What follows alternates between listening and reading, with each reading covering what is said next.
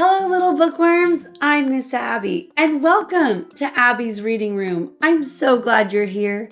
Today, we'll be reading a book called The Biggest Christmas Tree Ever. It's about two mice who are both looking for the biggest Christmas tree ever. Can you figure out which one will find it first? Stay tuned till the end and see if you were right.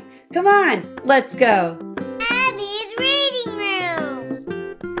The Biggest Christmas Tree Ever by Kroll. Once there were two mice who fell in love with the same Christmas tree, but you had to see it to believe it.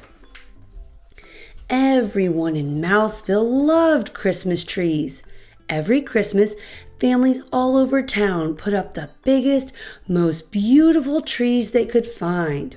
But first came Thanksgiving. The day before the celebration, Clayton, the house mouse, took a walk around Mouseville. He knew he should be thinking about giving thanks, but the chill in the air reminded him of Christmas. "You know what?" he said out loud. "This year, I'm going to find the biggest Christmas tree ever."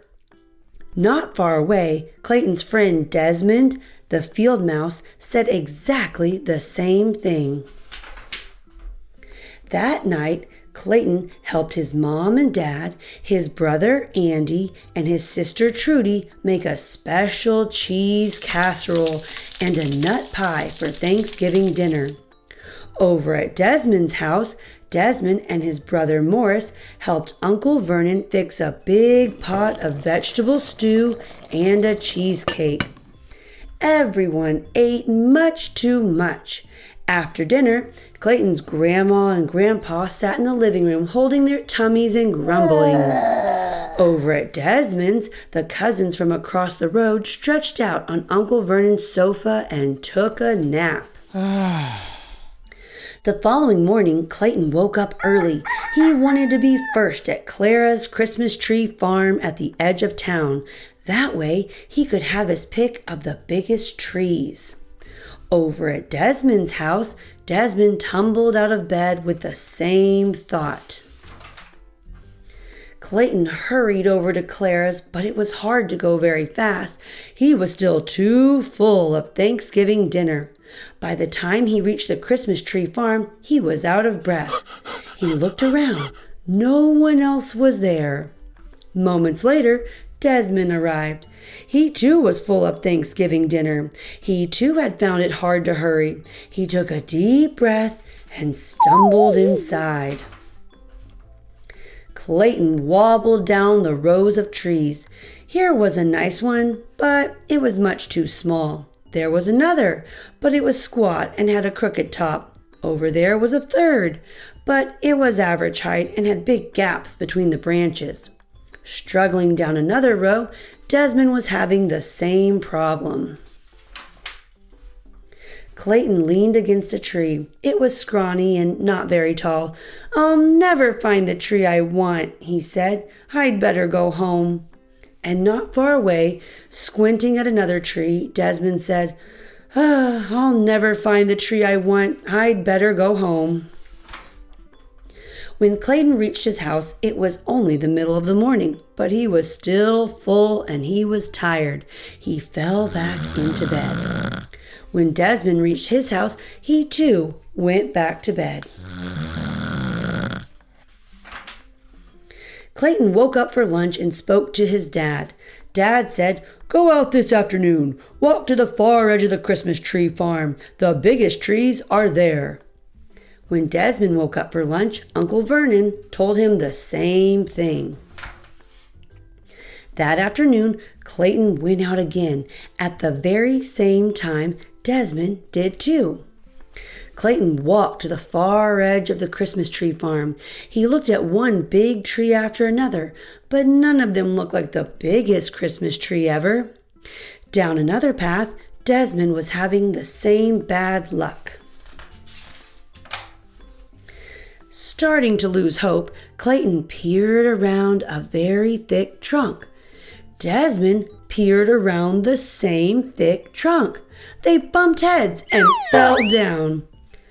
"I bet you're looking for the biggest Christmas tree ever," said Clayton. "I bet you're looking for the biggest Christmas tree ever," said Desmond. "Why don't we find it together?" said Clayton. "No one said we couldn't," said Desmond. They set out through the rows of trees. They looked and looked until it was almost dark.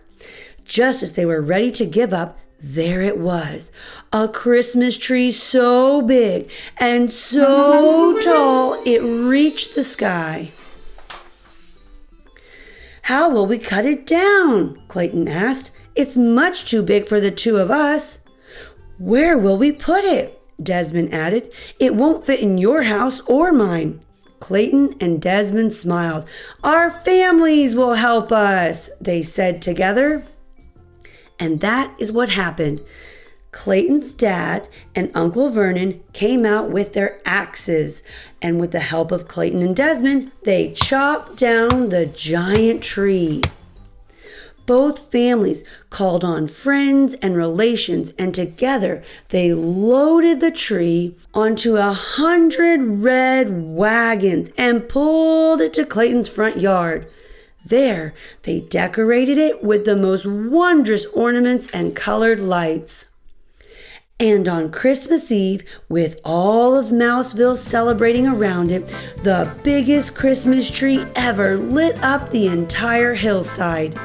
Clayton and Desmond shared a high five. "We did it," said Clayton. "All of us together," said Desmond. The end. Wasn't that tree huge?